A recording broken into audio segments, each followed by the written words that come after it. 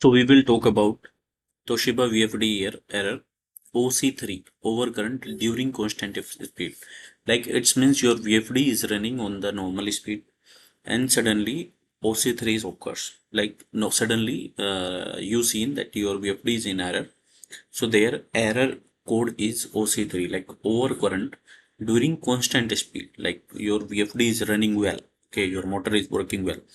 So it's normally happen like load is suddenly changed on the output of your motor. Okay, so normally it's like some your belt of your motor conveyor or whatever is application, maybe that is stuck. Okay, so you need to check that. Okay, if like it is working fine and suddenly it is happening, so normally it could be like your motor, when your motor is continuously running and that is there is changing behavior of your motor. So like your motor has started taking higher current. Okay, that also could be the reason.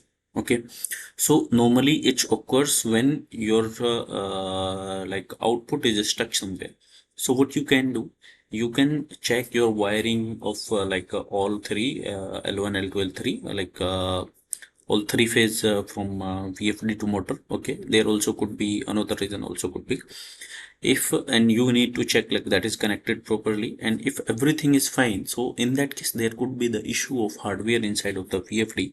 And in the VFD there is a current transformer CT which is giving data from VFD to from actual current to your VFD controller.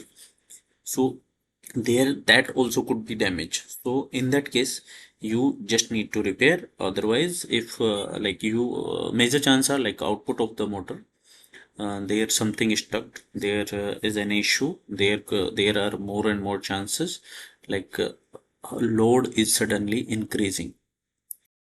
If your problem is still not resolved, first you have to take my membership, and then you can write a mail to me with detailed problem with the screenshot of the membership. I will provide you solution, and I will give you one PDF also which will help you to resolve all your issue, and I will support continue.